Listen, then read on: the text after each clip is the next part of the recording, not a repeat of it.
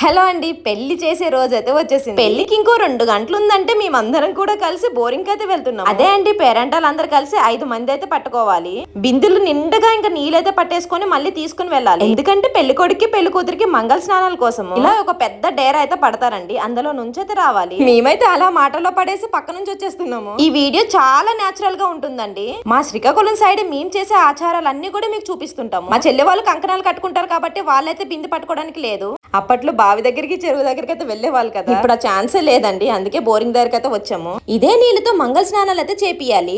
అదే అండి పెళ్లి కొడుక్కి పెళ్లి కూతురికి. నా వాయిస్ తో మీకు బోర్ కొట్టకుండా చాలా నేచురల్ గా చూపిస్తాను. పెళ్లి టైంలో మేము ఎంతగా ఎంజాయ్ చేసామో మా ఎంజాయ్ అంతా కూడా మీరు చూడాలి కదా. ఇక్కడైతే ఇంకా బింది నిండా నీళ్ళైతే పట్టేశాను. ఇలా చీర కొంగు ఉంటుంది కదండి, అదైతే తల మీద పట్టుకొని ఇంకా తీసుకొని వెళ్ళాలి. ఇలా 5 కుండలండి. డేరా లోపల ఉండాల్సింది నేను బయటకైతే వచ్చేసాను. ఇదంతా చూసి మీకు చాలా విచిత్రంగా ఉండొచ్చు. అందుకే ప్రతిది కూడా మీకు వీడియో పెడుతున్నాము.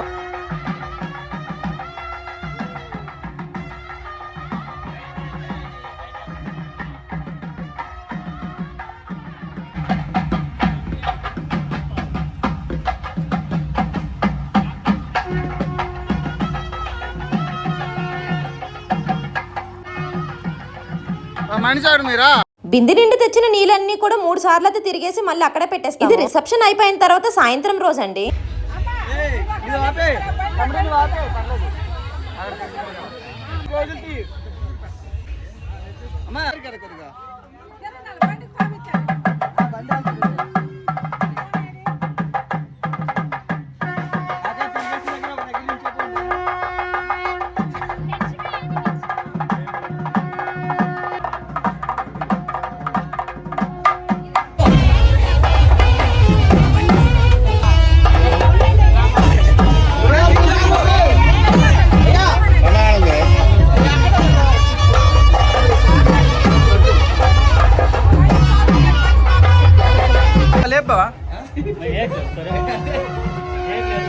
పెళ్లి కొడుకు మూసేస్తారా మీరు?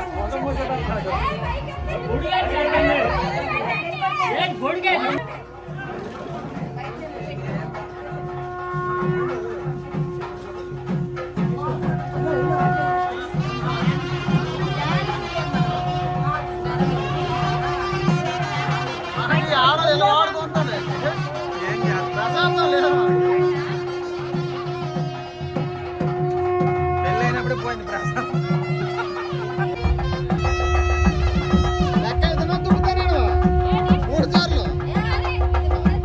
నాలుగోసారి అయిపోయింది.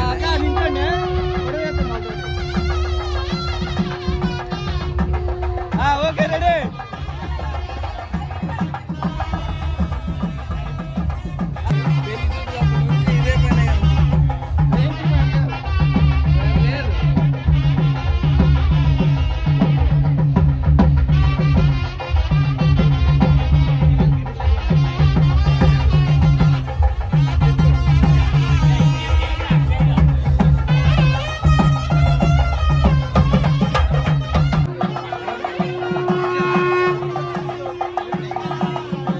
మంగళ స్నానాలు చేసే ముందు అయితే ఇక్కడ పెళ్లి కొడుకు అయితే కూర్చుని, అదే అండి పుట్టం మీద కూర్చుని పెట్టడం అంటారు. తల్లి వరుస అలానే అత్త వరుస వాళ్ళైతే కూర్చుంటారు ఇక్కడ. వాళ్ళిద్దరి పైన అయితే ఇంకా రాజేష్ అయితే కూర్చోవాలి, అదే పెళ్లి కొడుకు కూర్చోవాలి.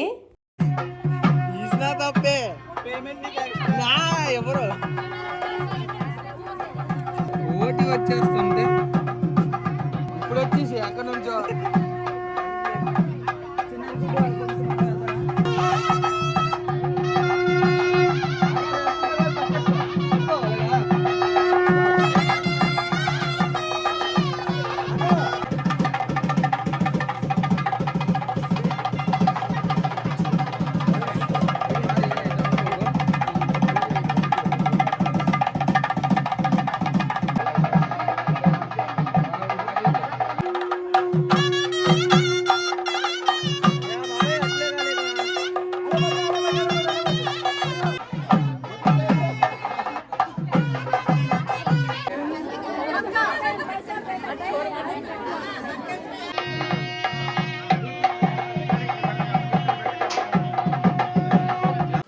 Thank you.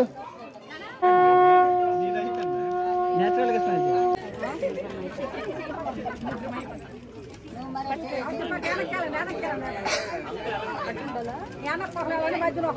అలానే పెళ్లి కూతురు కూడా సేమ్ అండి. అమ్మ వరుస అలానే అత్త వరుస వాళ్ళ పైన అయితే కూర్చోవాలి ఇలా.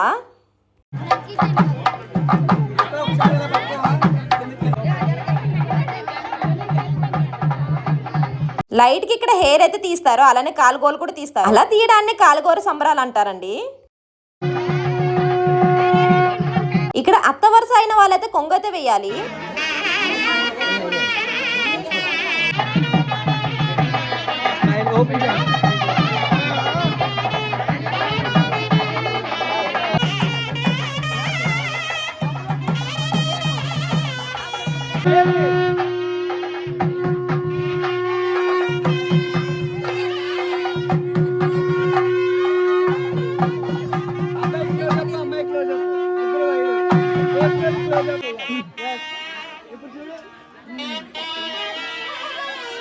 ఓకే, అమ్మాయికి అలా వచ్చేసారి పోయండి.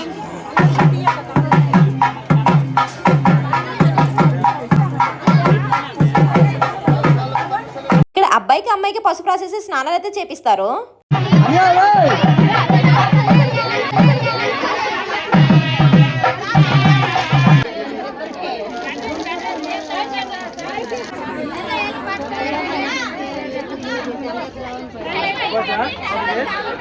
ఒకరి మీద ఒకరు నీళ్ళైతే వేస్తారండి. పెళ్లిలో ఇది ఒక బెస్ట్ పార్ట్ అండి, నాకైతే ఇది చాలా ఇష్టము. అదే దెబ్బలాడుకుంటాండ్రు. మంగళ స్నానాలు అయిపోయాక మళ్ళీ చీర మార్చేసి తీసుకొని వస్తారు.